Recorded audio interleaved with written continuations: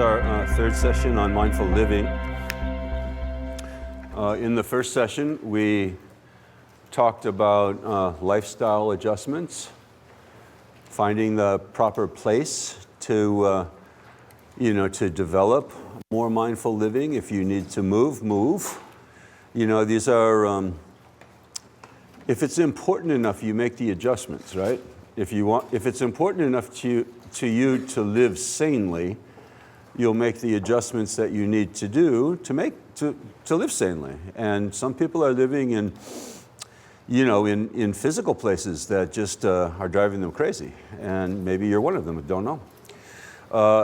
Getting less busy, getting unbusy. And this is hard for all of us. We are living in a time where we think that busyness is a virtue in and of itself. And it is not. First of all, it depends what you're busy doing. And second of all, it depends on how you're doing it. And if you're doing it with all just stressed out and with like a chicken with its head cut off, well, that's not virtuous at all. And it's not doing anyone any good. It's just driving you crazy again. So busyness, just staying busy all the time, has never been in the spiritual traditions thought to be some kind of virtue. It's a virtue only in the kind of madcap society that we live in today. And you can check and see if you're susceptible to this. I usually joke with the yoga students when I teach in yoga classes that a yogi should be practicing being unbusy, so that when somebody calls you up on the phone and says, what are you doing? You should say, nothing, not much. I'm a yogi. I don't do much. I sit, move my body around, meditate, don't do much. And you can hear what, you're laughing because, we're embarrassed to say that because people then sort of judge us and say, whoa, you must not be living a worthwhile life if you're not doing much. And and then they'll go on, and maybe you've done the same thing when people ask you, how are you or what are you doing, to talk for 15, 20 minutes about how busy they are. And I'm going here, got to do this and got to do that, and really what's the bottom line of that message? What are they trying to convey? See how important I am, you see? See how worthwhile my life is, I'm just busy all the time. And that's a big mistake, just a, bad view.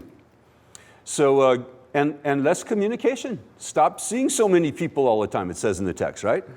Stop hanging out with people all the time. And that means both physically and nowadays virtually.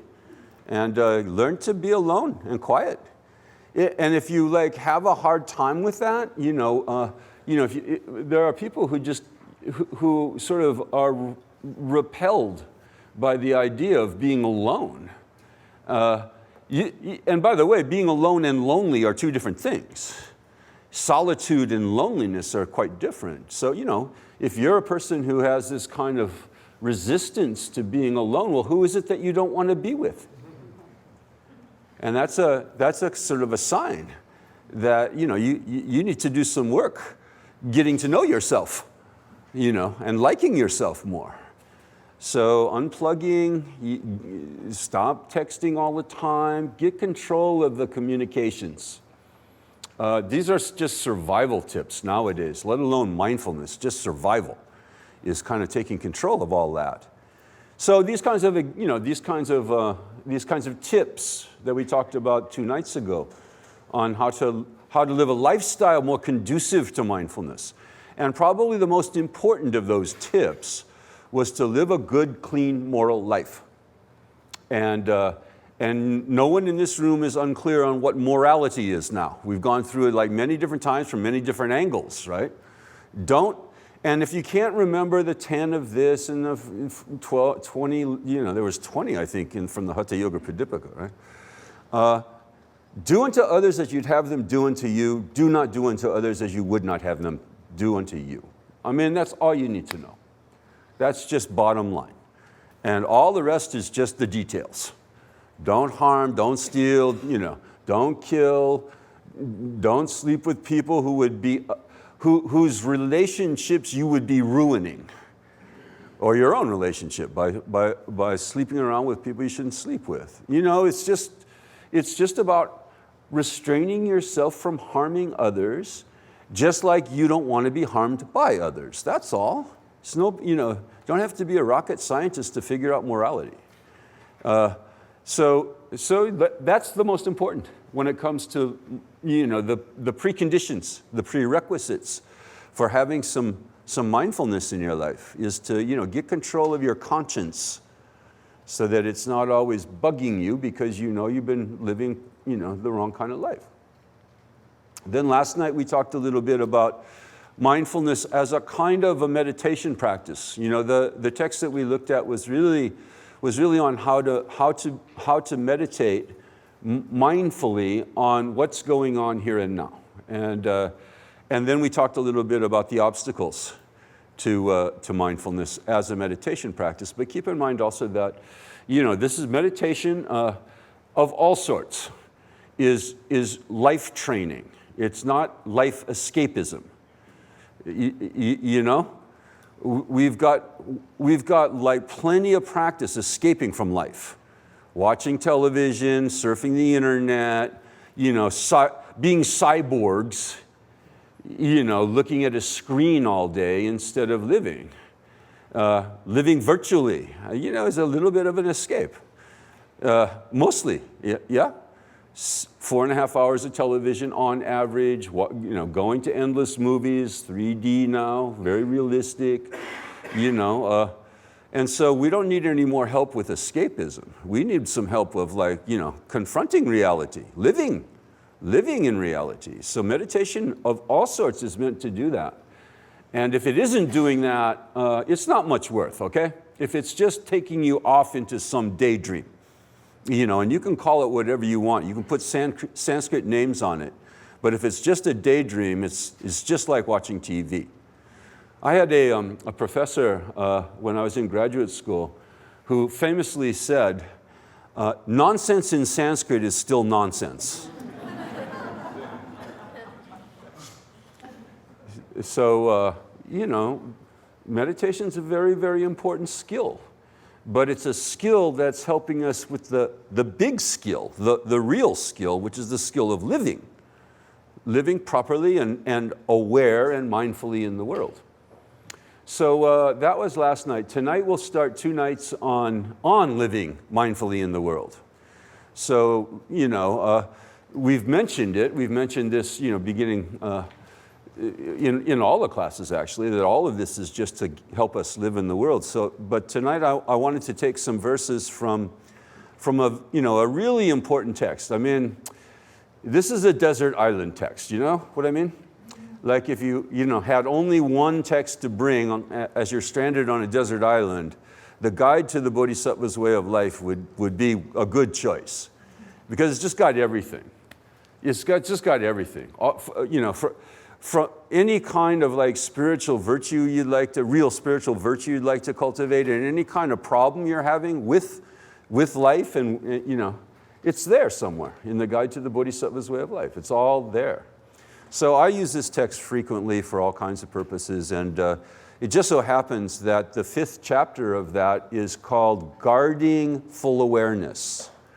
Guarding your full awareness.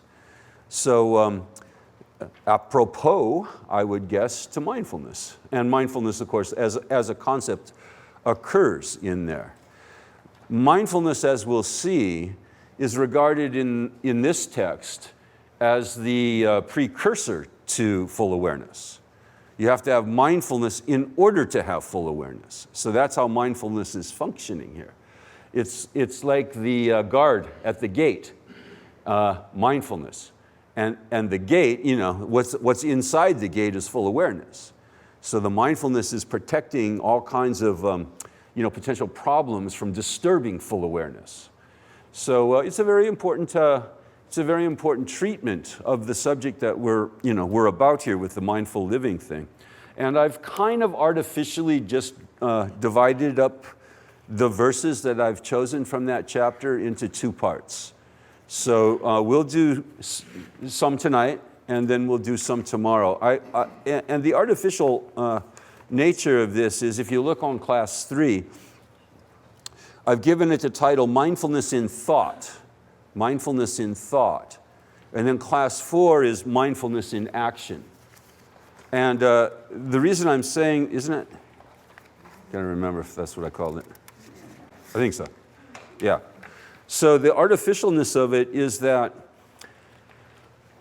in the chapter, the author weaves back and forth between thought and action, actually. And so even in tonight's class, there'll be stuff about mindfulness in action as well as mindfulness in thought. And then in tomorrow night's class, there'll be stuff on mindfulness in thought as well as mindfulness in action. But just so I had different titles for the two classes. So this is from Shanti Deva. Shanti Deva is a nice name. Shanti means peace. And Deva is a name for God. So the God of peace, peace God.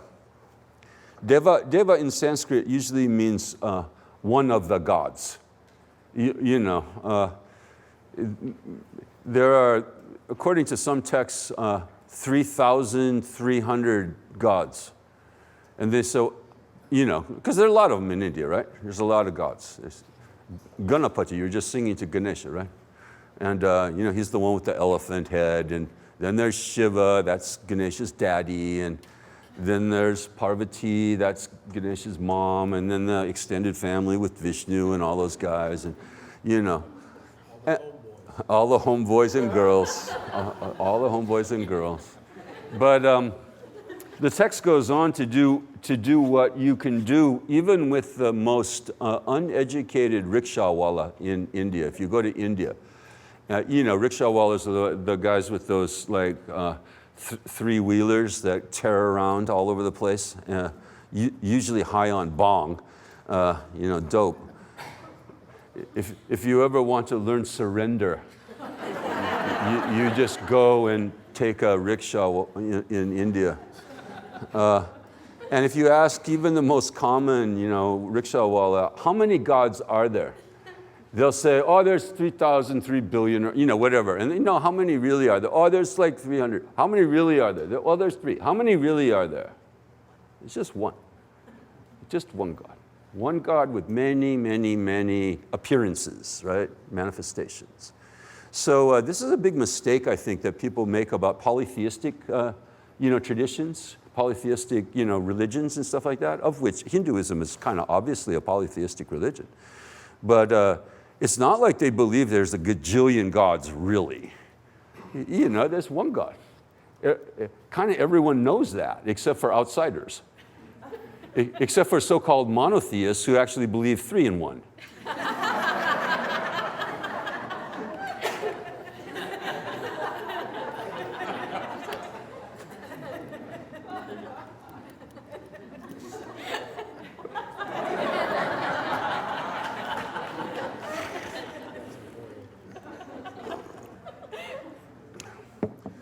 So the deity that represents Shanti, the manifestation of God that is Shanti, is peace. And that's one manifestation of God. That's a nice name, Shanti Deva. This is a text that usually is dated to around 700 or 800 AD, and is one of the main texts of the Indian Mahayana tradition originally, and then it was translated into Tibetan and became one of the mainstays in all the traditions of Tibetan Buddhism, all the sects of Tibetan Buddhism. So very important text, and as I said, one of the classics of world religious literature. And it's available in all kinds of translations. This is my translation. There are plenty of other translations out there, many of them quite good, And, you know, I'm not saying that my translation is somehow better, but it's mine. And this is how I understand the text. With the desire to protect one's practice, one should make efforts to guard the mind.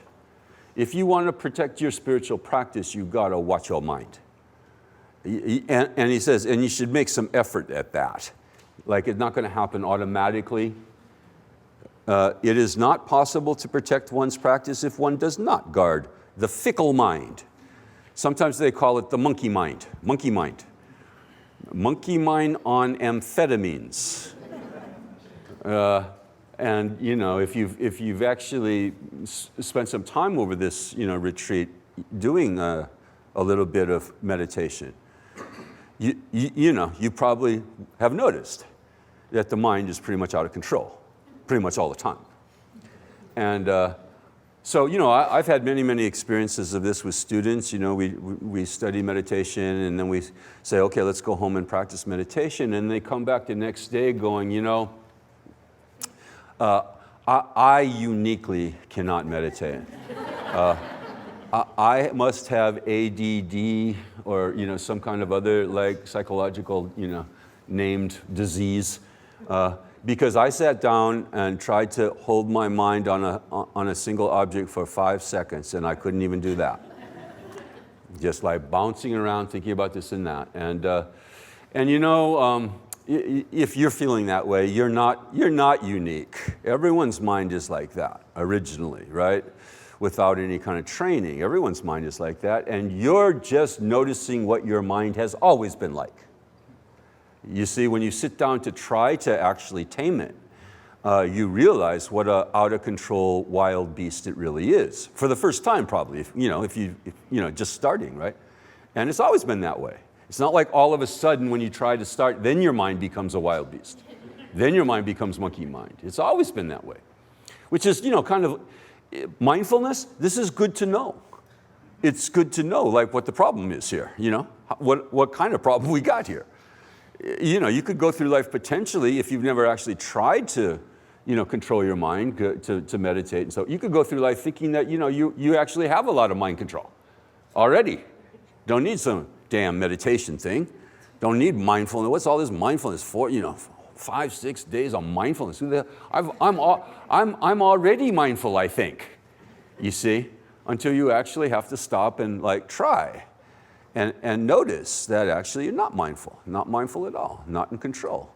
So know your enemy, kind of, you know, like have some realistic understanding of how our minds are just really like a wild elephant, as he says in the next verse. Crazy elephants do not wreak the havoc in this world that the undisciplined elephant of the mind creates in hell and other realms. You know, in ancient India, they had a whole big cosmology with 8 gajillion hells and 5,000 heavens and all of that.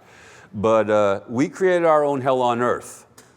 Never mind about, you know, afterlives. We created our own hell on earth, and it is our mind that is doing it.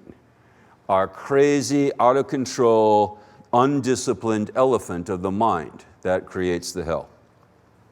But if the elephant, which is the mind, is completely restrained by the rope of mindfulness. Smriti Raju, the rope of mindfulness, is kind of a nice metaphor. You got the crazy elephant running around and you lasso it with the rope and you tie it down to a stake somewhere. So it doesn't just go hither and thither. Thither or thither? Is that thither? Hardly ever get to say that anymore. Hither and thither. Crazy elephants do not wreak the havoc in this world that the undisciplined elephant of the mind creates in hell and other realms. But if the elephant, which is the mind, is completely restrained by the rope of mindfulness, then all fear vanishes and complete well-being arrives. You know, this is a little bit of a sales pitch here at the beginning of the 5th chapter. You know, we're only at verse 3 or something, and he's telling you, you know, this was what would happen if we actually got some mindfulness, if we got some good mindfulness. Then all fear vanishes. I heard someone recently say, I'm pretty sure it was a Buddhist teacher, say, samsara, you know, this suffering life, this samsara is fear. Is fear. You see? It's shot through with fear. Our whole lives are shot through with fear. And that's another way of thinking about why we suffer. It's because we're afraid. We're afraid at every turn. We're afraid of other people. We're afraid of life. We're afraid of what's going to happen next. right? We're afraid of next week. We're afraid of the future. We're afraid of each other. We're afraid of ourselves. It's just fear all the way down. So he's saying with mindfulness, with the rope of mindfulness, with the training of the mind, you could lose that fear. You could become, as they say in Sanskrit, abhaya. Bhaya means fear. Abhaya means fearless. Do they still have those bumper stickers that they put on, like mostly on pickup trucks that often have gun racks in the back saying no fear? Wouldn't that be nice? What's the gun rack there for then? You see? If there's no fear. So yeah, but that's a very important goal. And that's a goal in life, you know, to live without fear. To live with some sense of security in the insecurity. Okay? A little bit of a contradiction. Acceptance of the insecurity. It's not like fear is going to go away if only I could have absolute security, because there is no absolute security. Life is changing all the time and in unpredictable ways. That's not how you get rid of fear, is to try to have the illusion of security, but to have faith in the insecurity. You trust in the insecurity. That it's going to be okay. It's all going to be good. It's all good. Isn't that like some TV guy says that? Some TV show? Anyway, it's just my own private joke.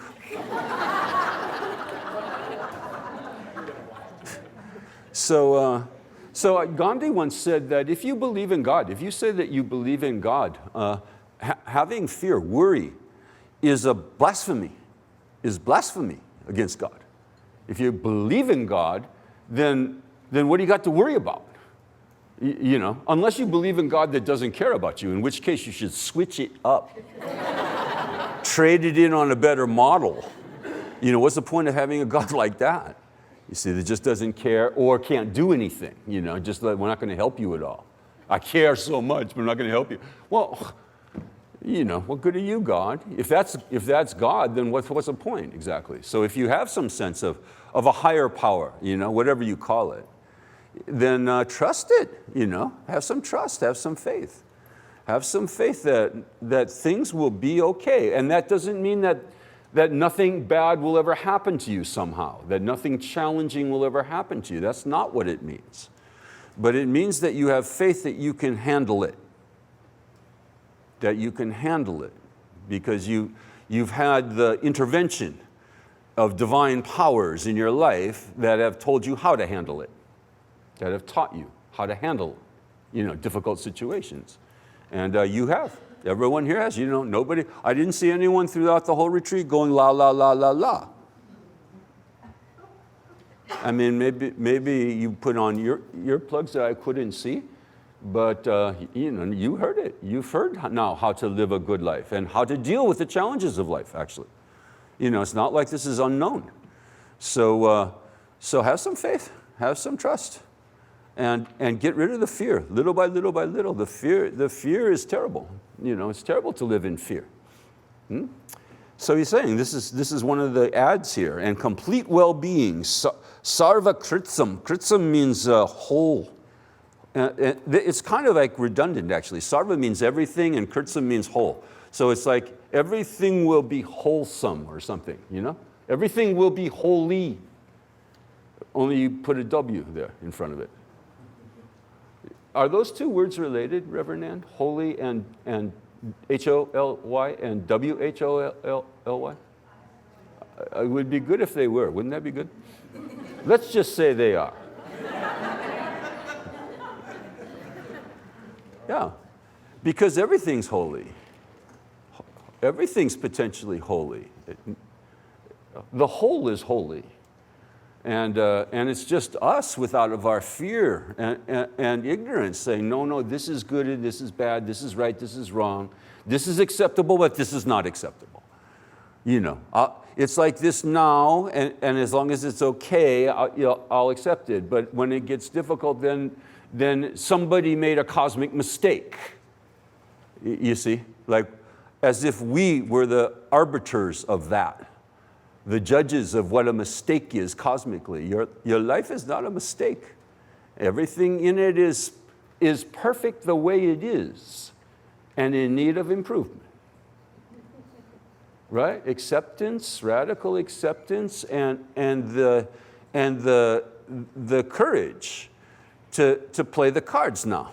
You see, to accept the cards and then the courage to play them in a good way. So with the mindfulness, he says, will come the absence of fear. Fear vanishes, and this beautiful phrase, sarva kritsam, the whole enchilada.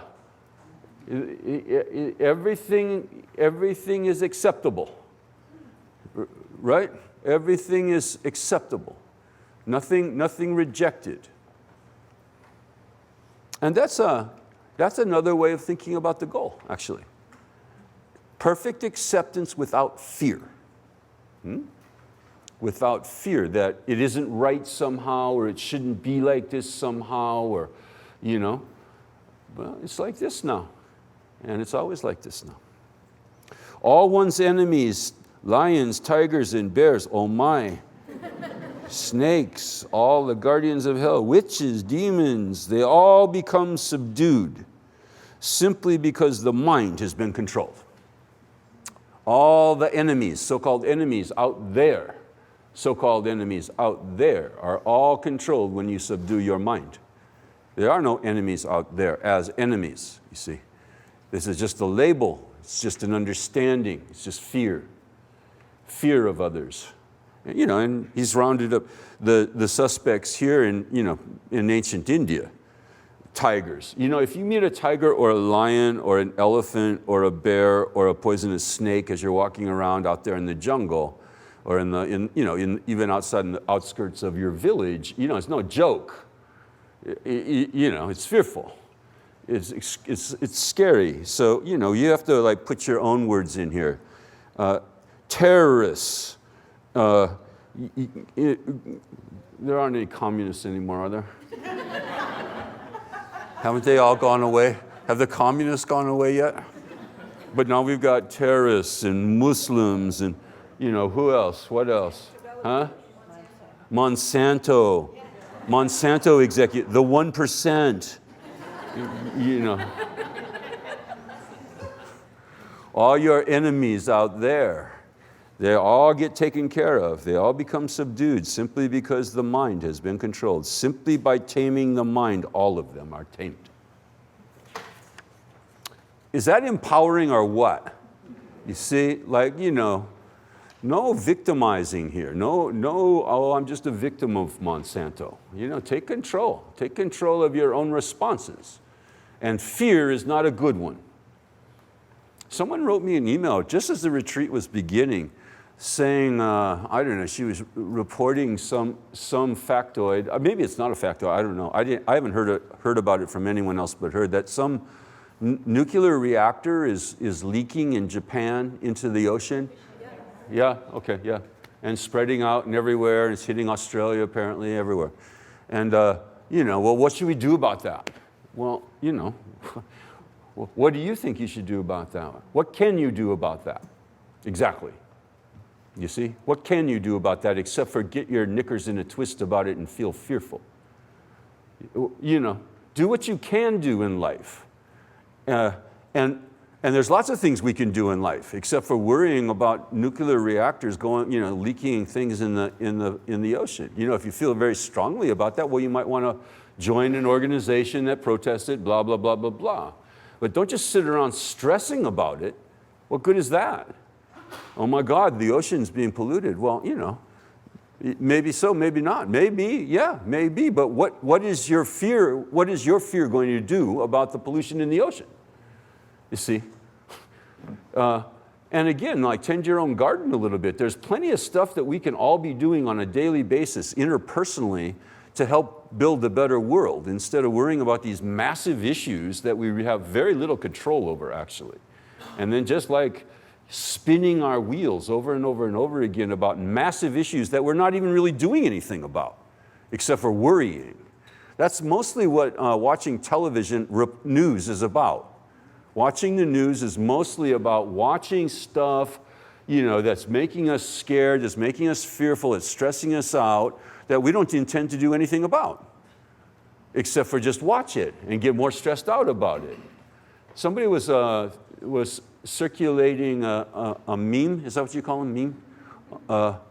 Or a logo or whatever it is, around the internet going, fight terrorism, turn off your television. You see, terrorists can't be a terrorist unless you're terrorized. Okay? They can bomb buildings, they can do all kinds of stuff, but unless you're terrorized, they can't be a terrorist. And so if you really want to let the terrorists win, get terrorized, because that's exactly what their goal is.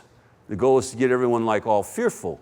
So fearful that, we start sacrificing our liberties and, worry about like other people on the subway and, all kinds of stuff happens. So just take control. This is the ancient teaching here, is if you want to take control of your fear of the so-called enemies outside, get control of your mind.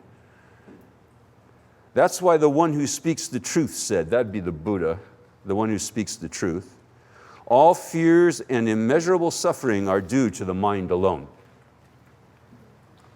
What else would they be due to? You see, how else could it happen that you are afraid? Except for your mind allows you to be afraid. Your mind is afraid.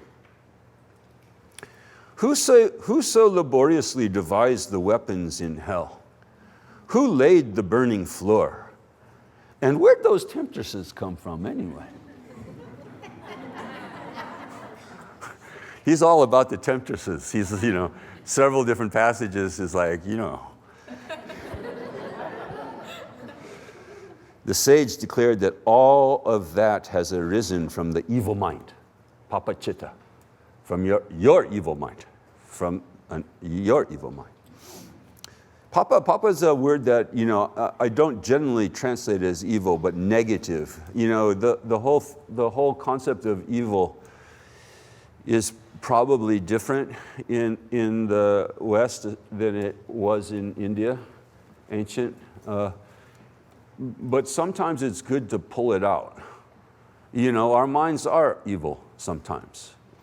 And if you really want to find where evil is, it's not outside of ourselves. It's not, among terrorists in Pakistan or Afghanistan. That's not where evil is. Evil is that part of your mind that doesn't want to be happy. That's where the devil is. The part of your mind that says, no, you should be afraid. You should be stressed out. You should be worried. You shouldn't be happy. That's selfish.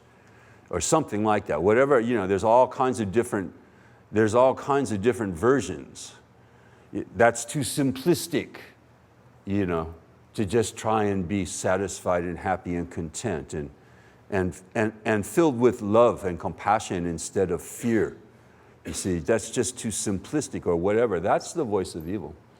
Unhappy people do evil things. Unhappy people do evil things. Happy people aren't interested in doing evil things, harming other people.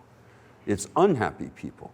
That's where it comes from. That's where this, the terrible things that happen in our world come from people who are unhappy. So it's not at all a simplistic goal or a goal that's not worth pursuing or something like that. If you want to do good in the world, you have to learn how to be happy. That's the precondition for doing good in the world. And if you want to remain susceptible to doing bad in the world, then justify your unhappiness over and over and over again and refuse to try to change that. Because then you're susceptible to hurting others, because you want other people to feel like you do, basically. You want other people to feel as unhappy as you do. Misery loves company, we say. But so does happiness. Happiness also loves company. And when you're happy, you're not interested in making other people miserable. You want everyone to join the party, right? And so there is nothing else in the three worlds as daunting as the mind. three worlds are, the different understandings. This realm and then other sort of more subtler realms. Doesn't really matter. Nothing in the universe, you could say. Nothing in the universe, there is nothing else in the universe as daunting as the mind. So you see those little dots there, those little stars, means we'll skip a couple of verses now. And so, although I am unable to exercise control over external phenomena, I will restrain my own mind. What else do I need to dominate? This one I think everyone should cut out and put on their refrigerator. and this is, I'll go through it a little bit with you to know that this is exactly what he's saying. He's talking about bahya, bhava. Bahya means outside, external. Bhava means, phenomena, what's going on. Although I am unable to exercise control over external phenomena. Is anyone unclear that that's the case in your life? How many more years do you need to live to realize that you are unable to control external phenomena? If you were able to do that, you would be a lot better at it than you are now. Okay? So you can call it anything you want. You can call it karma, you can call it fate, you can call it God's will or whatever, but we're not in charge of what's happening to us externally, with the external conditions of our lives. Some people get I'll talk about it more on Monday night at the UU church. I always like to say UU church, UU. The UU church. About how karma really works. And because it's really important for people who have learned a little bit about karma to be disabused of how karma doesn't work. Karma isn't just another way to micromanage the universe. We've been trying to do that our whole lives, trying to adjust things, make other people say and do the things that we want them to do, make the job, work out, make the boss different, make our lives different, like control and micromanaging everything. And then people learn about karma and they say, oh, now I can do it, I'll just call it karma. So I'll be nice to the brother-in-law that's driving me crazy, and then I'll make him into someone else through the magical power of karma, and then you wait, oftentimes like a long time, and the brother-in-law doesn't really change that much, right? And then you go, well, wait, maybe karma doesn't work now. Karma does work, but you have to understand how it works. First of all, in the Orthodox Buddhist texts, they say that the karmic fruit of an action, the karmic result of an action, can ripen in one of three times. Can ripen in this life and any time in this life. Like possibly next week, possibly in 50 years from now. And that's only the first time it can ripen. The second time is in any life after this, in the next life after this. And the third one is in any lifetime after that. Okay? So when karma ripens is really unknowable to you. Unknowable to, and then they secondly say, this is just the Orthodox Buddhist position actually. The second thing they say is the subtle workings of karma are known only to the Buddhas, only to omniscient beings. So to go around saying, well, I did this and I got that from it, you're impersonating a Buddha. You're impersonating a person who's supposed to know everything, omniscient being. So I'll tell you a little joke about karma, and then I'll move on, because I'll have more to say probably on Monday at the UU. So this guy, let's call him George. He goes to heaven and goes through the pearly gates of heaven, walks on those golden streets of heaven, and he meets God. And he's pretty impressed by heaven. And so he says, God, this is very impressive up here. This is far way different than Earth, Really, really different, really amazing up here. He says, how long is 100 years in God time? So different in everything. How long? And God says, 1 moment. 1 minute. 1 minute of God time is 100 years in human time. Have you heard this one yet? And the guy goes, whoa, that's very impressive. That's way different than on Earth. And then he says, and how much is $1 million in God economy? And God goes, 1 cent. 1 cent is worth $1 million human dollars. And George is very impressed by this too. But he has the presence of mind to say before he leaves, God, could I have one of those God pennies to take back with me? And God goes, sure. Wait a minute.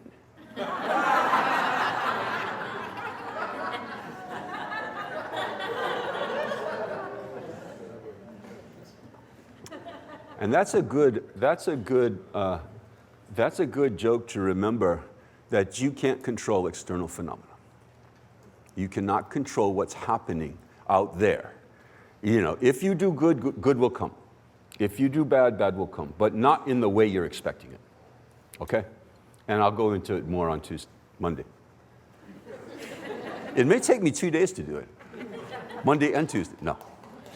Cindy's got to do her thing on Tuesday. Although and this is a pretty orthodox Buddhist text too, by the way. Nobody's going around saying, the guide to the Bodhisattva's way of life has got it all screwed up. And it says quite clearly here, I am unable to exercise control over outside external phenomena. Poo-poo happens, the waves come. The waves come and we don't control the waves. We don't control our experiences, they come.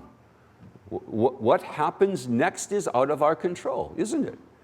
And if it weren't out of our control, we would be very unhappy with that. You see, if we somehow could fulfill our fantasy, whether you call it, whether it's a secular fantasy or a spiritualized version of that secular fantasy of being able to control everything, we would be very, very unhappy with that, because nothing would ever be surprising. Everything would just be boring. All I knew was, it would be like those wave machines that they have at amusement parks. They just make the same wave over and over and over again. And very predictable, and yeah, I knew that was coming, as opposed to the ocean, which actually you can't predict which wave is going to come. Anybody who's sat there and looked at waves for a long time know that you never know. One of the biggest surprises, if you were a surfer, is to be sitting out beyond the break, watching the waves come in, and then we used to call it Big Bertha. All of a sudden, out of nowhere, the huge wave would come that was going to break right on your head. And then everyone starts to paddle for their lives, to try to get beyond the break of this one unexpected huge wave that comes in. There's no predicting these things. Can't predict these things. And life is like that. Can't predict the external phenomena. So give it up. Be accepting. Radical acceptance like this now. What else is there to do? You can say, no, I didn't want it, or no, I didn't expect that, all you want, but it's like this now, and it's out of your control. And it's continually out of your control. So the strategy isn't to try to create some cosmic wave machine. That's impossible, where every wave will be predictable and the same. You see, wave machines also make the same wave over and over and over. It's boring, also known as boring. So, it's a fantasy, first of all, and we'd be bored out of our minds if we could do it anyway. So, what's the point?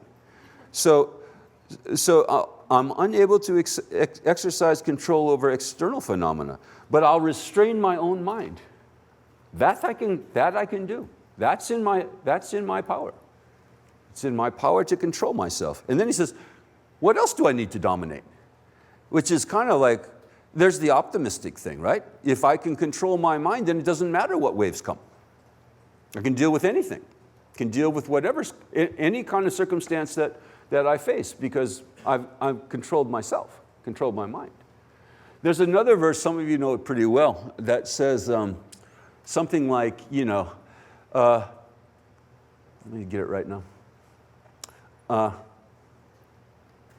You can either try to cover the whole earth with leather so that you never have to like have anything happen to your feet, right?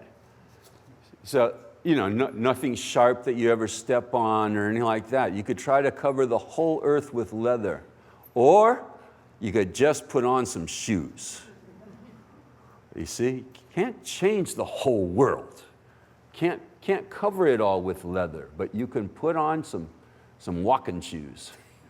Put on some walking shoes, and then you can walk anywhere. See? Even when acted upon or voiced, if one's thought is dim-witted, munda means stupid, there will be no results, such as obtaining a high birth, etc., which come about solely through a mind that has intensity. So here he's giving another kind of like ad for why we should be mindful. Ekaka means one. Intensity means you're one-pointed on what's happening now.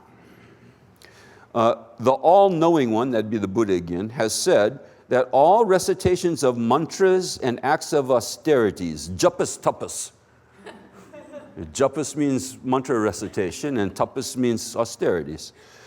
All recitations of mantras and acts of austerities, even if done over a long period of time, dirgha kala, like it says in the Yoga Sutra. Even if you do these things for a long, long time, make prayers, make offerings, do all kinds of stuff, religious stuff, are just useless if the mind is distracted or sluggish. If your mind isn't concentrated, it's just useless. Because all of these practices are meant to change you. They're not, and have no real other point, actually. Japas, Om Mani Padme, Om Mani Padme, Om Mani Padme, Om Mani Padme, Om Mani Padme. See how fast I can say Om Mani Padme Hum? Om Mani Padme, Om Mani Padme, Om Mani Padme, Om Mani Padme. And you can say that until you're blue in the face. But if you're Om Mani Padme, Om Mani Padme, Om Mani Padme, Om Mani Padme, Om Mani Padme, Om Mani Padme, it doesn't do any good. There's no point to it.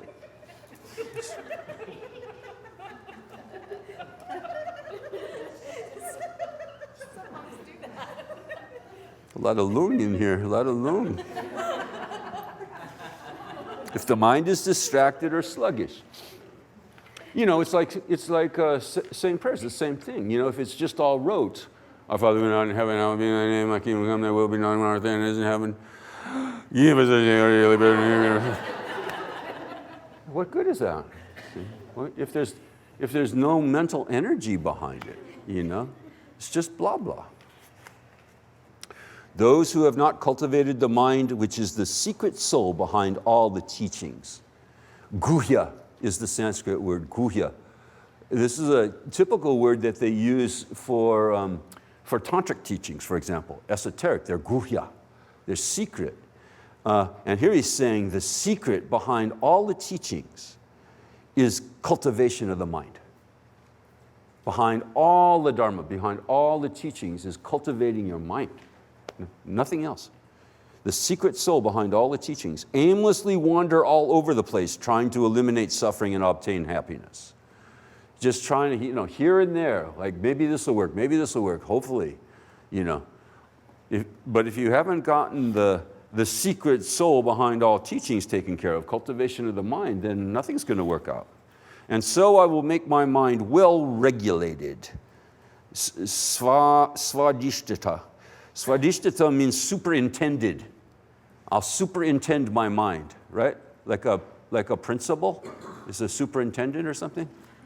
Yeah, and your mind is the kindergarten class of, rambunctious youngsters. And so you put, you put some discipline, get some discipline behind it. And, Get those guys in order. And well guarded, su rakshita. Rakshita means, rakshita is related to a Sanskrit word for demons, rakshasas. The rakshasas need to be raksha. They need to be guarded against. They're the ones who need guarding against. That's what it kind of means, rakshasa. So you need to guard. And su means very much.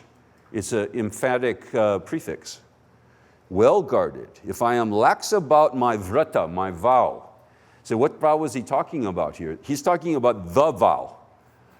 The vow. I will try to control myself. I will try to control my mind. If I'm lax about my vow to guard the mind, what use is there in me taking many other vows? What's the point of taking, refuge vows, bodhisattva vows, all these vows, if you haven't taken the vow, if you're lax about the vow? Let my possessions, loved ones, honor, body, and livelihood all be stripped from me, but may I never lose my cheerful mind. And that's another one that you could cut out. This is your most important possession. The word in Sanskrit is kushala chitta. And kushala can also mean competent, healthy, good in general. But I chose to sort of translate it as happy. We'll be a lot more mindful if we have a happy mind to be mindful about. It's not so pleasant to be mindful about a mind that's constantly complaining and whining and unhappy, yeah, right? I entreat those who wish to guard their minds to make every effort to keep watch over their mindfulness and full awareness. Now, this is these are the two twin brothers here, twin sisters, Smriti and Samprajanya. Smriti means, remember what Smriti literally means? What? Remember what it literally? It means to remember. Literally, it means remembering. And then this full awareness thing, the chapter unfolds that a little bit, the relationship between mindfulness and full awareness. Just as a man who is stricken with disease is unable to do much of anything, so is the mind in which these two are impaired. Which two? Mindfulness and full awareness. Just is incapable of doing anything consequential, incapable of doing anything of much meaning in life. If the mind lacks full awareness, whatever one hears, contemplates, and meditates upon does not stick in the memory like water draining out of a leaky vessel. And we're all familiar with this phenomenon, right? Of going to a Dalai Lama teaching for 2 hours. And I don't know about you, but there's a kind of like, in my case, there was a kind of like a curse about the Dalai Lama thing. I've had the great fortune to hear the Dalai Lama speak live maybe as many as 10 times, maybe even more, I can't remember. But I used to go and in the early days, when I first started going to Dalai Lama teachings, I'd sit down, and usually he teaches in really nice places, right? When he comes to the West, and it's all like, plush seats and air conditioning and everything. And then he'd start, and I would just, immediately, it didn't really matter like how much sleep I had gotten the night before or anything. It was just like soporific, And so I tried to have all kinds of strategies about this. So I'd just sleep during the Tibetan parts. And then when the English translator started again, I kind of like this. It got better over time, but for the first couple of times, it was really torturous. A lot of teachings like this are like that too. I've been on the other side. I know. It's a lot harder over there, actually. It's a lot harder. It's a lot easier to, stay more or less fully aware when you're actually having to talk.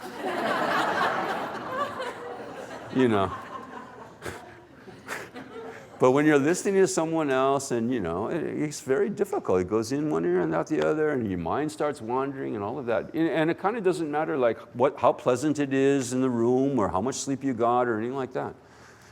It just happens. It's hard to keep the mind, kind of focused, right? Where are I?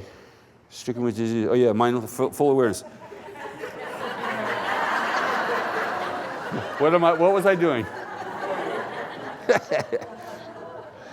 Yeah, it's like water draining out of a leaky vessel.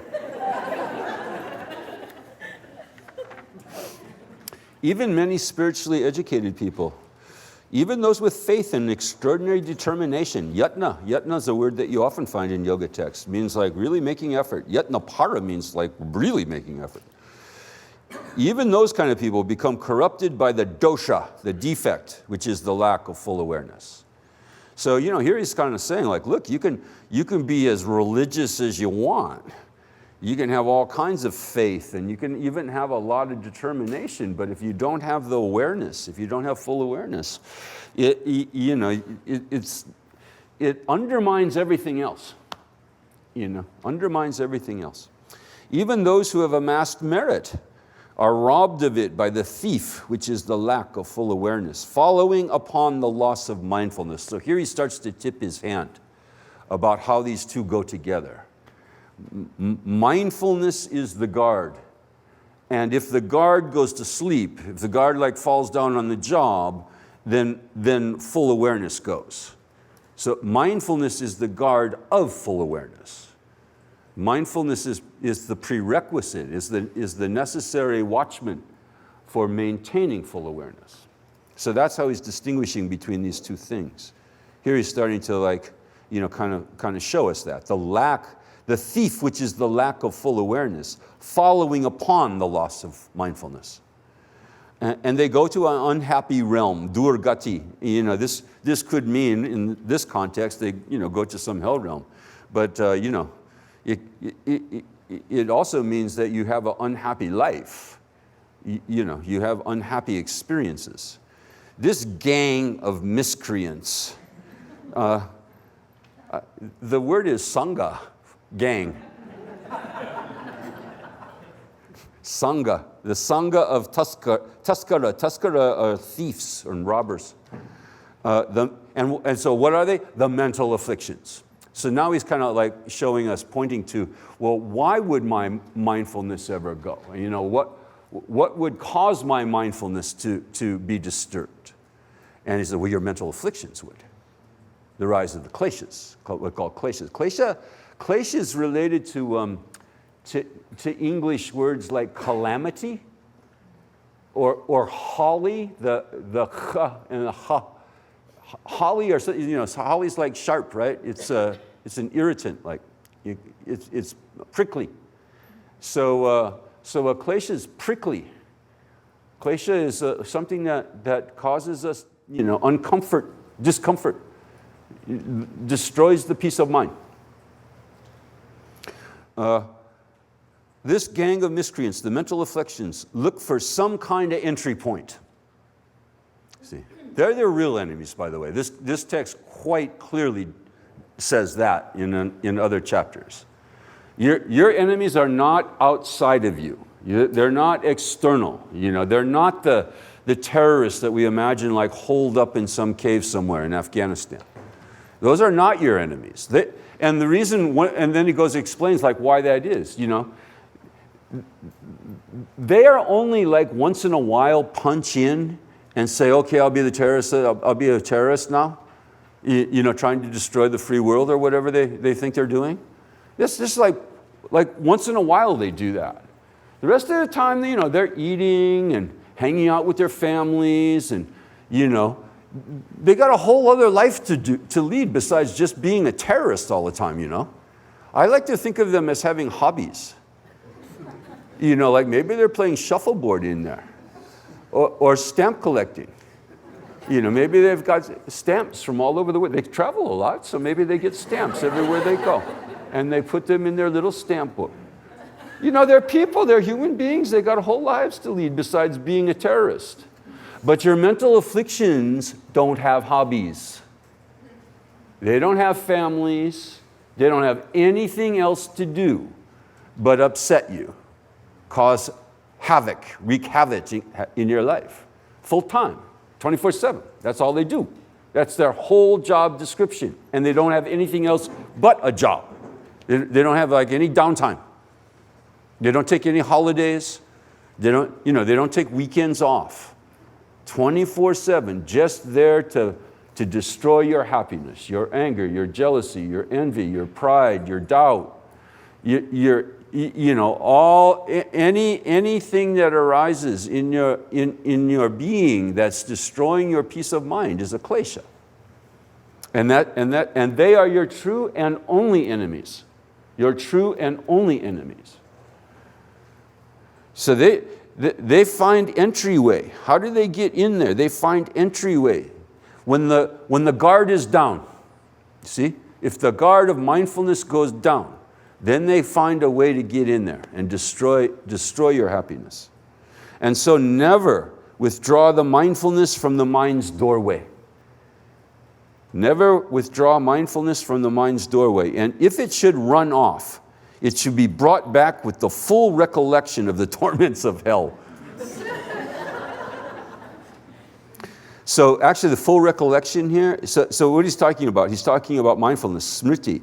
And then he says it should be brought back with samsmriti, with full recognition, full memory, samsmriti, of like the pain that I cause myself through the lack of mindfulness. See, the unhappiness that the lack of mindfulness allows in my mind by letting those kleshas just have their way with me over and over and over again. When mindfulness remains on guard at the doorway of the mind, full awareness then arrives, and once there does not again depart. So again, the relationship between mindfulness and full awareness. When mindfulness is there, memory, remembering, right? Remembering to remember, remembering to be here now, remembering not to space out. When mindfulness remains on guard, then full awareness comes. Then full awareness can arise. I should first of all always train the mind in this way. This is, and it does say that purvam, this should be the first thing that I do in a spiritual practice, is to train the mind to be mindful and fully aware. I should first of all train the mind in, and I should continuously keep it docile.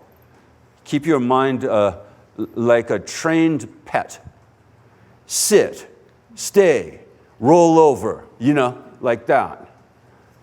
Like a bump on a log.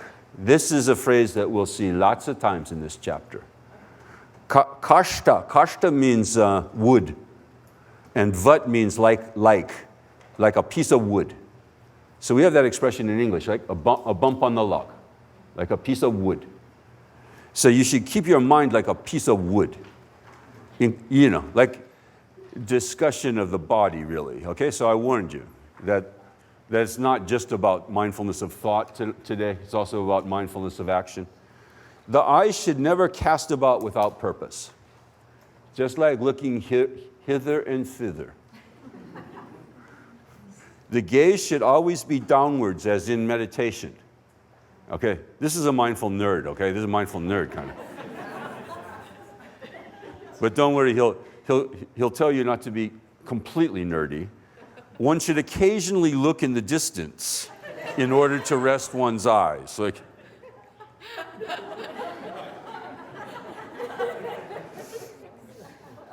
and when one catches a glimpse of another one, when one catches a glimpse of another, one should look up in order to say hello. When somebody comes towards you, you should hello.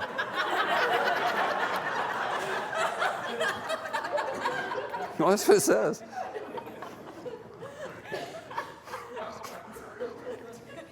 So as to remain aware of the possible dangers on the road and so forth, one should now and again look to the left and the right, forward and back.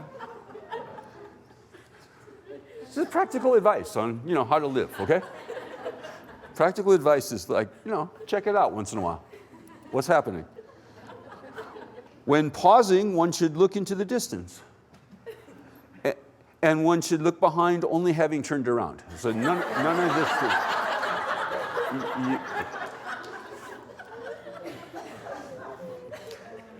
This was before the time when we had those cameras now in our cars, so we don't have to turn around. We just look. We just look behind us, right? And then they make beeping sounds when you get too close to the curb or the other car. One should advance or retreat, having checked what's ahead or behind. This is mindfulness. It's just mindfulness of the body. And so in every situation, having ascertained what one should do, one should proceed. So like having ascertained, well, is there anything in front of me? Well, yes, I should avoid it. Is there anything right? Just like being mindful as you go through your life in your actions. Having ascertained what one should do, one should proceed. Positioning oneself and thinking, the body should stay like this, one carries on. So you sit down on a chair and you say, the body's going to stay like this now. This is what my body is going to do. And it's not going to fidget and it's not going to get up and leave because I want to stay for the class. So you say, sit, body, sit. This is in many ways the whole point of a yoga asana practice, is to get in control of your physicality so that your body does what you say it's going to do. Wouldn't you say? Yeah. And so when you say sit, it sits. And when you say bend, it bends. And it doesn't say, ow, ow, no, Or if it does say that, you say, shut up, or something. You're my servant. The body is our servant. It's not in control. The body should not be in control, right? We should be in control of the body. The body is just a vehicle for the mind, and the mind's in control. But that's not always or often the case with most of us, right? Our body is in control most of the time. So one should advance or retreat, blah, blah, blah. Positioning oneself and thinking the body should stay like this, one carries on. Periodically checking, is the body still positioned? Like I said I was going to, is it still doing what I told it to? Is it still sitting? Is it fidgeting? And so the mind, that crazed elephant, should be scrutinized with all one's might. Fastened to the great stake, which is mind conditioned by dharma, I should have translated it, by the truth, by proper instruction. It does not escape. Keeping close watch on the mind, where are you taking me now? Like that. Where are you going now? One should not turn away from the hitching post, which is intense attention, not even for a moment. Now, this is a verse that I really like. And, I kind of advertised it a little bit last night when I was talking about mindfulness nerds. If one is unable to do this, like in times of distress or celebration, one should just relax. Yatha sukham is a very often found phrase in Sanskrit. It means as you wish, whatever's happy, whatever you want to do. So he's saying here, you should drop mindfulness in and then he mentions a couple of specific times, and then there is the implication that there could be other times besides these, but these two are quite specifically mentioned. Times of distress, bhaya means fear, as I mentioned.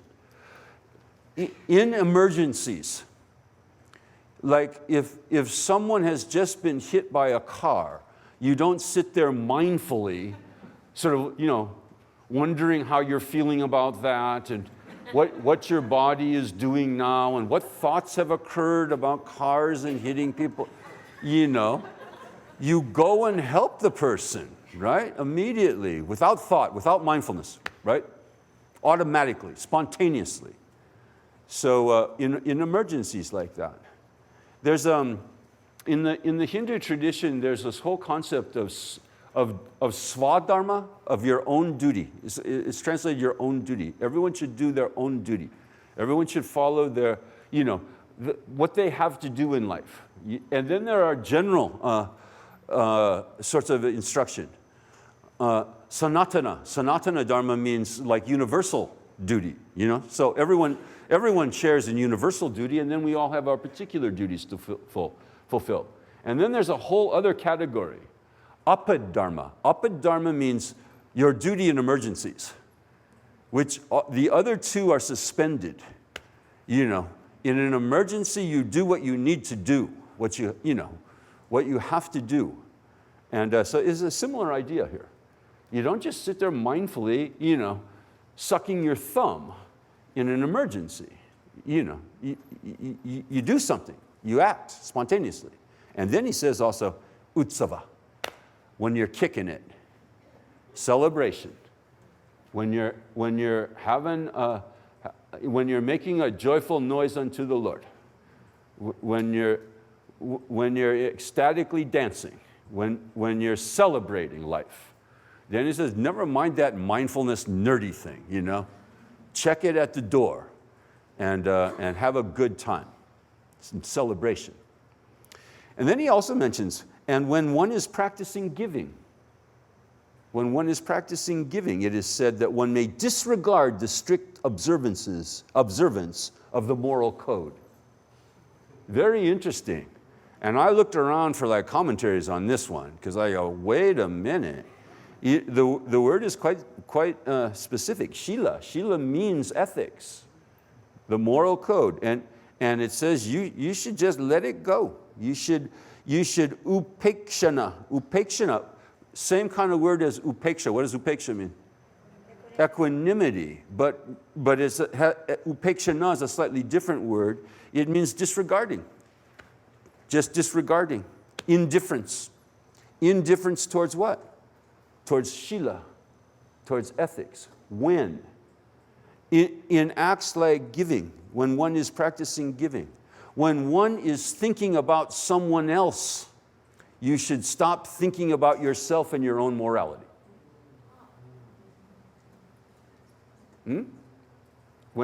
That's giving, that's generosity. Generosity is what about them? What can I do for someone else? And so you suspend the whole thing about what about me? What about me? Am I okay? Am I a good person? Am I following the rules and regulations? And you suspend all that because you're thinking about them. Altruism. Very interesting. When one becomes aware that something needs to be done, one should think of nothing else. With one's whole heart and soul dedicated to the task until it has been accomplished. This is mindfulness in action. Mindfulness in action is when there's something that needs to be done, you do it with full attention, with one's whole heart and soul dedicated to doing it as well as you can do it, right? This same kind of instruction you'll find in a text like the Bhagavad Gita. When there is something to do, when your duty calls, right? In whatever way it is in your life, you don't run away from it or say, no, I should have someone else's duty. I don't want my duty. Want someone else's life. I don't want this life. You should do your duty. The Gita says you should do your own duty. It's more important to do your own duty poorly than to do someone else's duty well. Even poorly, because it's yours, okay? It's your thing to do in life, and everyone's got their own things to do in life. Everyone's got their own situations, their own path, their own set of responsibilities. And when you have a responsibility arise, you pay attention to it, you focus on it, and you complete it. You see? You don't procrastinate. It doesn't say here about I'll get to it next week. You don't procrastinate, and you don't do it half-heartedly either. See, this is living mindfully also, is living fully in your actions, fully getting your back behind what it is you're doing, whatever that is, right? In this way, everything is done well. Otherwise, neither this nor that happens. It's just sort of a slacker way of life. And as well, the mental affliction, which is the lack of full awareness, will increase. So did you see what he just did there?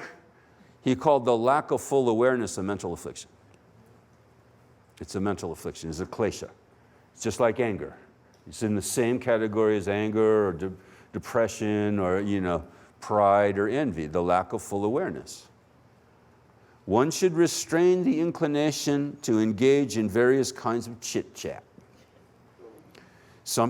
Something which occurs frequently and which concerns itself with all kinds of intriguing things. There's all kinds of things we can gossip about in chit-chat.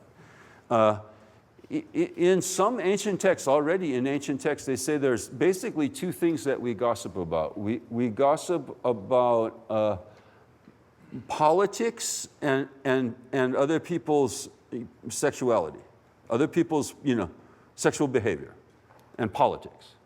And if you look at pretty much any magazine that's there at the counter, at the checkout counter before you're checking out of a grocery store, see if that's not the case. Combined. Even better, right? When the politicians are involved in, scandals, sexual scandals. So, where was I? 46. Chit-chat, what is that, 46? Yeah.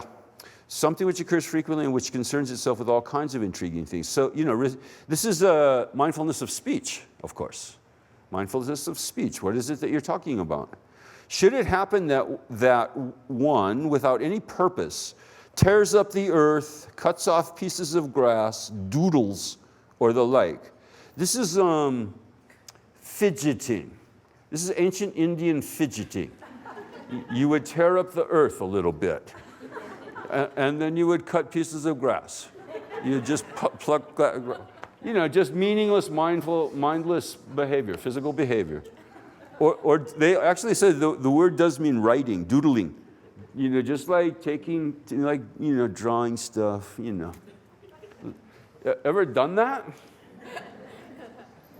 Should it happen that you did that? Or the like, he should recall his Buddhist training. Smritva is related to that same smriti word.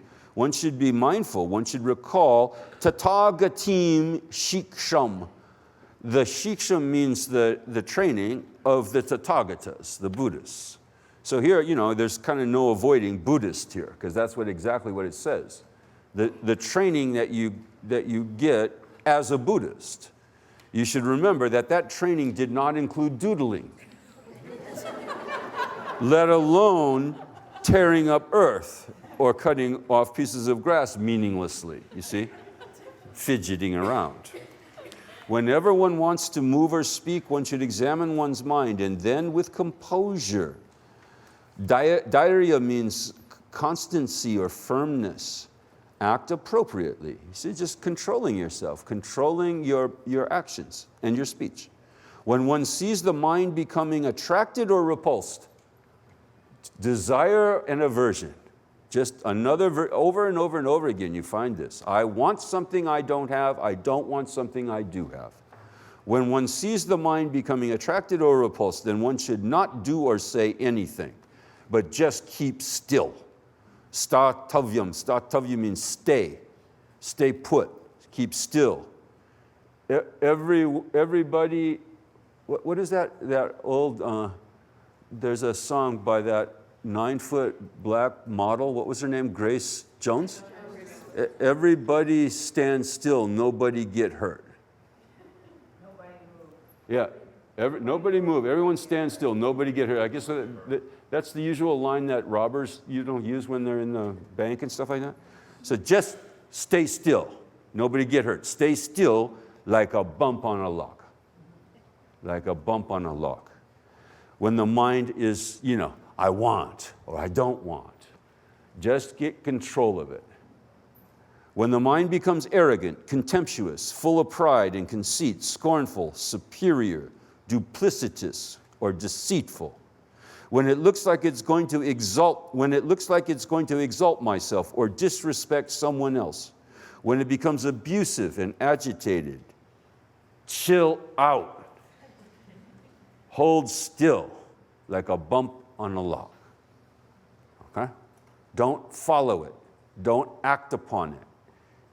Be mindful of it. This is happening. It's like this now inside here. But just don't make any sudden moves.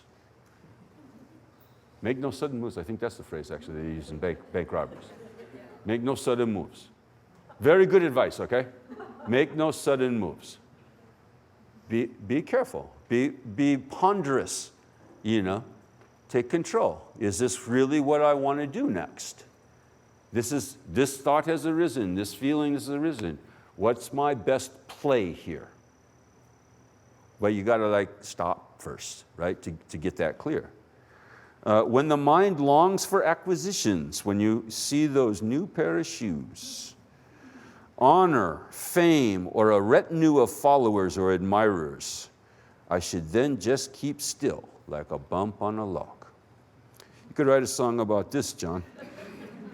When the mind is just self-interested and averse to the interests of others, when it's sva arta instead of para arta. Para means other people. Sva means me. The arta means interest. So when the mind is just self-interested and averse to the interests of others, or when it just wants to talk out of a desire for an audience.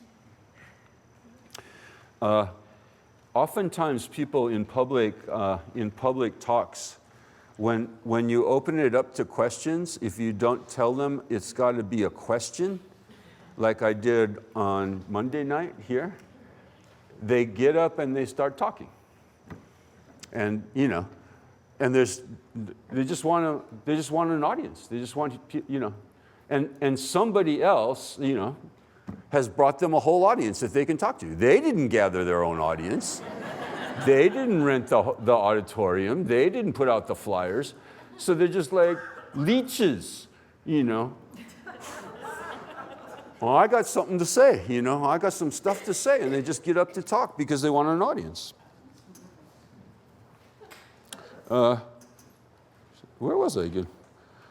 I'm having a hard time keeping track of myself here tonight. When the mind is just self-interested, or when it wants to talk out of a desire for an audience, I should then just keep still, like a bump on a log.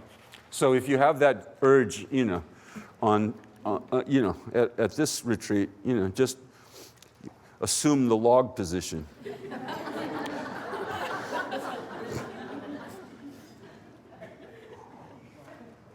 When it is impatient, slothful, paranoid, impudent, or gossipy, or when it is bent on self-aggrandizement, I should then just keep still like a bump on a log.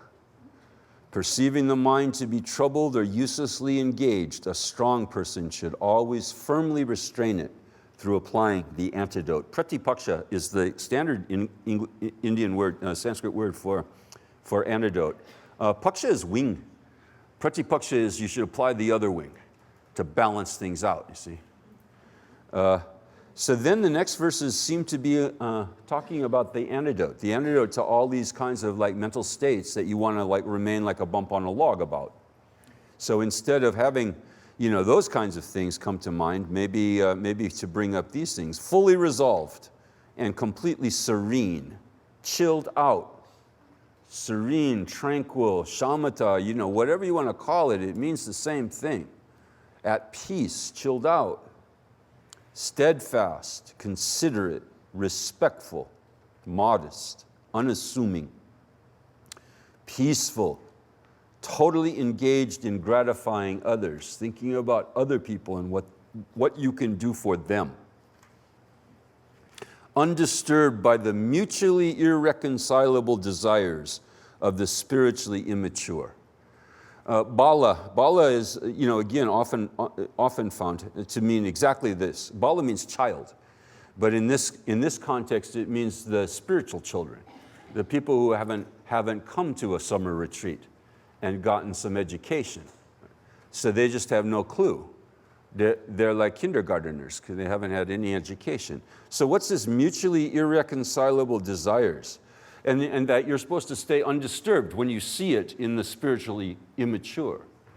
And what it seems to mean is that everyone wants to be happy. Everyone really does want to be happy. But the spiritually immature have no idea of how to do that. So they do exactly the opposite. They think, I desire happiness, but the way I'll get it is because I desire this person to yell at this person. I desire happiness, and I'm going to get it by fulfilling the desire to yell at this person. Mutually irreconcilable desires. You see what I mean? You can't be happy by hurting others. And many, many people are trying that. You know, nation states are trying that. The United States of America is trying that right now. Maybe we can get peace through war. Maybe we can have some security and peace in our country by disturbing the security and peace in other people's country. How's that going to happen? Irreconcilable desires. Yeah. So then you say, my mind is undisturbed by that because I understand that they are bala. They're children. They don't get it. Like Jesus said, Father, forgive them because they're idiots.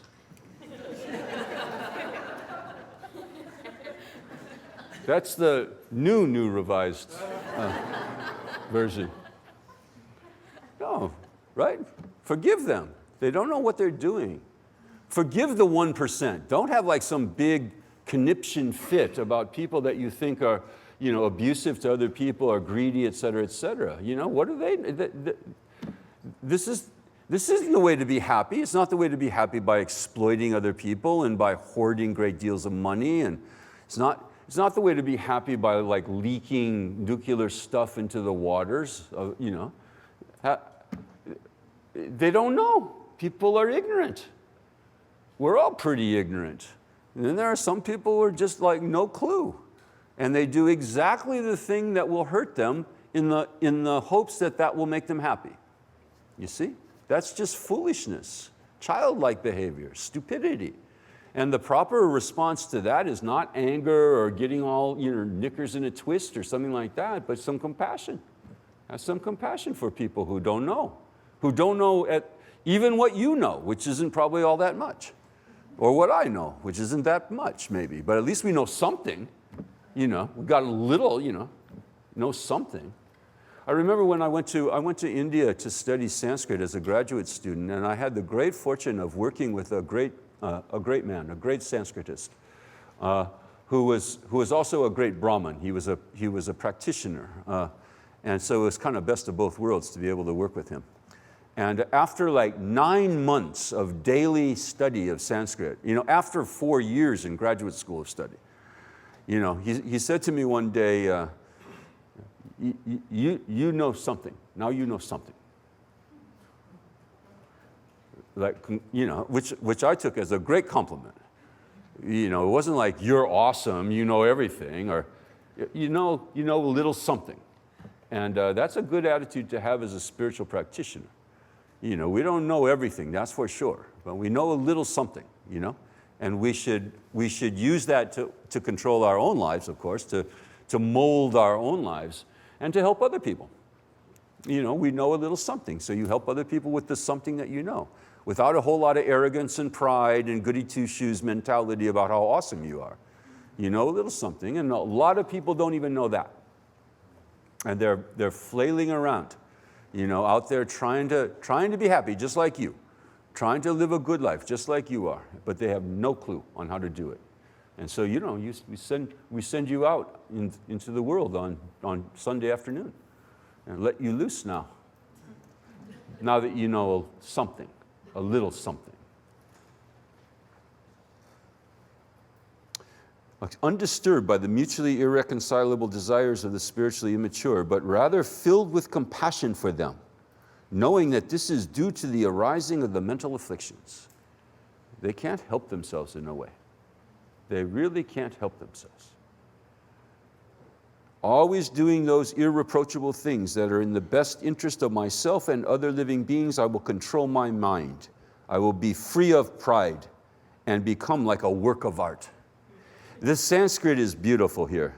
Nirmanam iva nirmanam darayam yesha manasam. So you see the first two words, it's a pun actually. Those are nirmanam iva means like a piece of art. Like nirmana, like in the Nirmanakaya, for those of you who know, it's the same word. Nirmanakaya means transformation. emanation or transformation. So it's another word for a piece of art. You're transforming something into something else. Nirmanam Eva. And then Nirmanam. Okay, and I'm sure that no one can hear the difference. But there's a difference between Nirmana. Listen, Nirmana and Nirmana. Those are two different N's there. One of them has a dot underneath them and one of them doesn't. It's a retroflex, Nirmana versus Nirmana. Nirmana is related to the word mana, manas. Nir means no mind. No, literally, no. And manas means the mind, nirmana means no pride. So the word for pride is related to the word for mind. Thinking that you're hotshot. Thinking that you're hotshot. So then you get mana, which is pride. Nirmana, without pride. I will become nirmana. I will become like a piece of art. Beautiful phrase. So that's a nice way to think about life, actually. That we're in the process of making our lives like a piece of art, like a sculpture, like a beautiful painting. And that's an ongoing project. Not complete. You know something. You know little something, maybe. So, you got a few things ready. This part of the face is pretty good. So now you work on the rest of it, Staying mindful every single moment. Mukhir mukhu is a phrase in Sanskrit, moment to moment, moment by moment, instant by instant. Staying mindful every single moment, again and again. Smritva. Whenever they repeat something in Sanskrit, it means to emphasize it. Mindfully. Mukhur mukhu means every single instant, remembering. Again and again. Staying mindful every single moment, again and again, that I, after such a long time, we don't know how many births it took us to get here, but we got this one, have attained this precious life of leisure. Leisure and fortune, right? I will keep my mind as steady as Mount Meru. Mount Meru is in ancient Indian cosmology, is the mountain, the center of the world. The mountain around which everything else kind of revolves. The ultimate symbol of stability. I will keep my mind like that. Okay, so how are you going on the exercises here? Yeah, making a lot of progress on that? Some are looking like, some are maintaining mindfulness by looking down.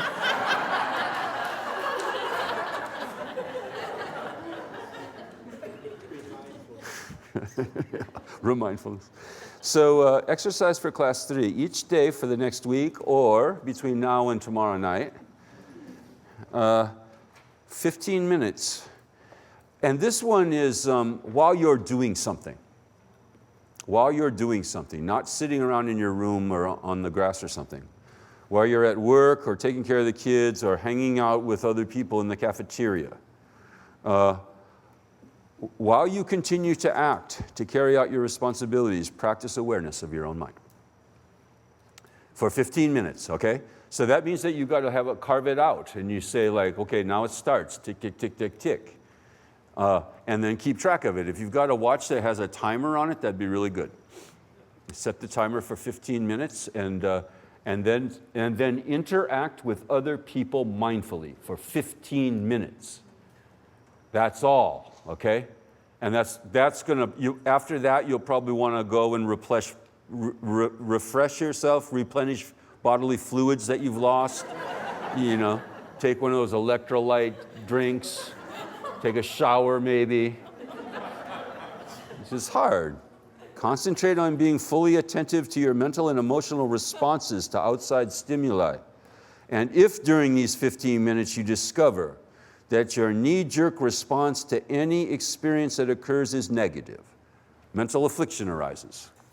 Just remain aware and observant while remaining like a bump on a log. Don't follow it. Don't follow the inclination. And just watch it. Just let it happen and watch it, but don't follow it. restraining yourself from the impulsive negative response. And then I give you a little encouragement here. It's only for 15 minutes, yo. Oh, you can do it. This is possible. 15 minutes. It may not be possible all day long, but it's possible to carve that time out and just as an exercise. And see how it goes. See how it goes. Okay.